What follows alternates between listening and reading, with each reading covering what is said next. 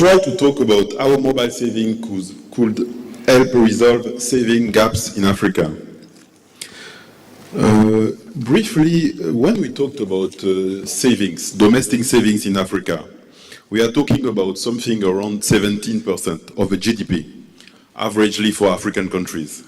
But if you compare it to Asia, I think because today I think there's something very important, we are talking about Afro-Asia banking industry, usually is something like 31% in Asia of GDP, which is remaining on savings. So in Africa, we have a low savings rate coupled with poorly developed and malfunctioning financial market, which make investment by both public and private sectors more expensive. Africa is leading the way in one area, I think, when we talked about mobile banking and digital banking. I think we have succeeded, I think, in Africa, especially in East Africa, to be the world leading regarding mobile banking. And when you looked at the situation in East African community, especially Kenya, Uganda, Tanzania, Rwanda, I think usually half of the adult population have transacting through mobile banking. So I think this is one of the ways we can use to help improving the financial inclusion and getting more and more domestic savings. So this is what the presentation is all about. Financial inclusion makes savings easier and enable accumulation and diversification of assets, boosting economic activity in the process. Technology innovation in mobile money is an enabler for increased financial inclusion. And the success of mobile money is helping to see what is possible to do. But most of the time, I think mobile network operators and fintech companies are partnering with banks and financial institutions to improve, I think, the offer of proposed services. And we can see this especially in East Africa and in SADC region.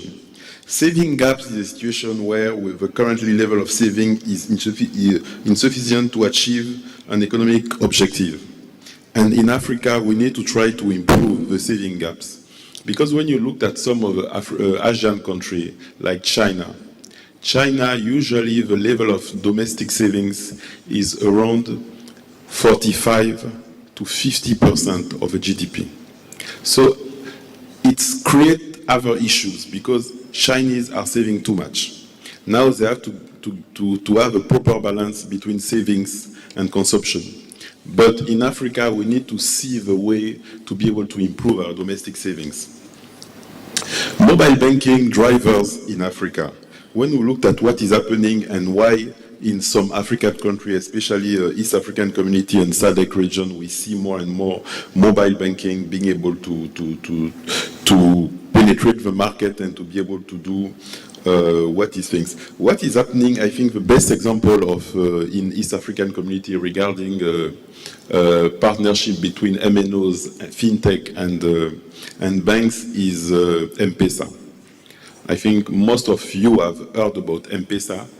M-Pesa has really allowed, I think, the banking sector and the MNOs and fintechs in Kenya, in Uganda, and in Tanzania to really penetrate and allow financial transactions to significantly grow.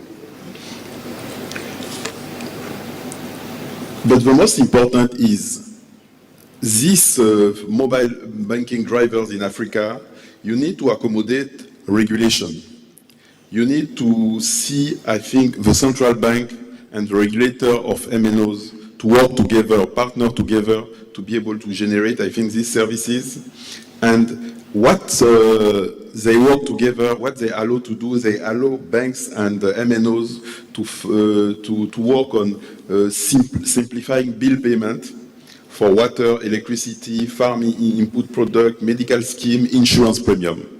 Because one of the big challenges also we are having in Africa, people are not saving enough to be able to accommodate insurance product. So this is one of the things we are having. Our mobile banking is chasing savings gap in Africa.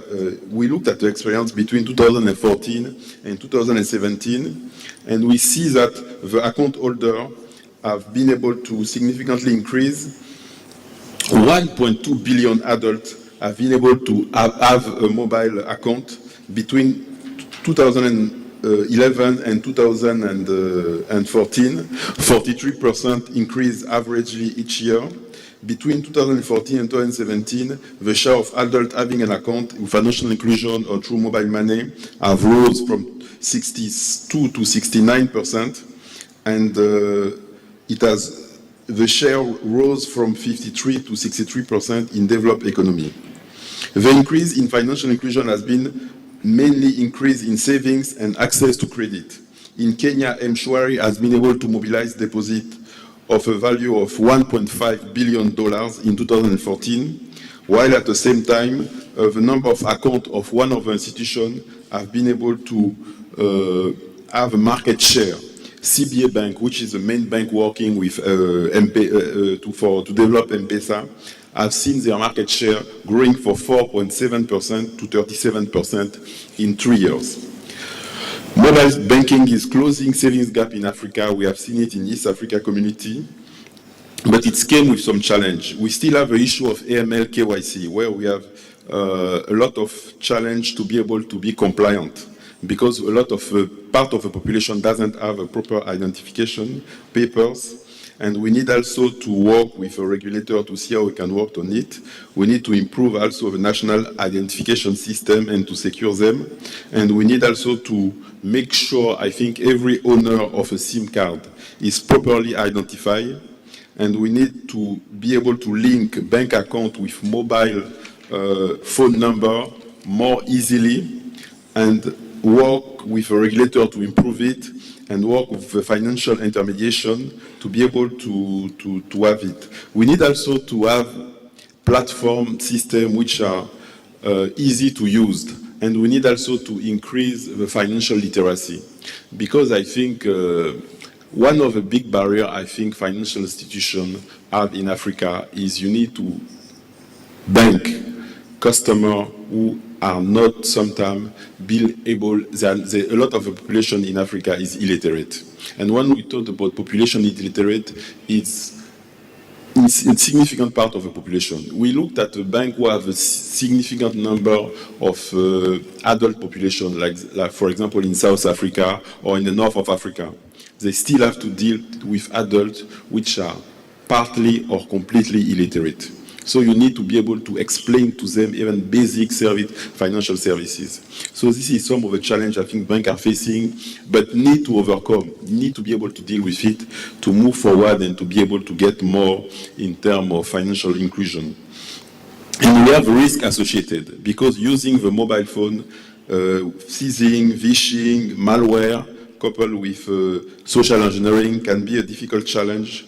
We have also the issue of mobile connectivity and the lack of awareness regarding the services. I think bank things, the illiteracy, poverty, and lack of trust we need to overcome. I will conclude by saying that mobile network operating and banks and financial institutions and fintech need to partner more, but they have to make sure they're able to drive a saving culture, and government need across the continent to become more supporting regarding this area.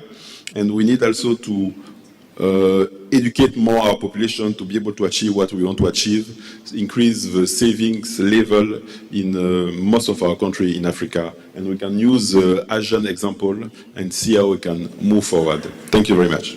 Thank you. Thank you, Eric, for this.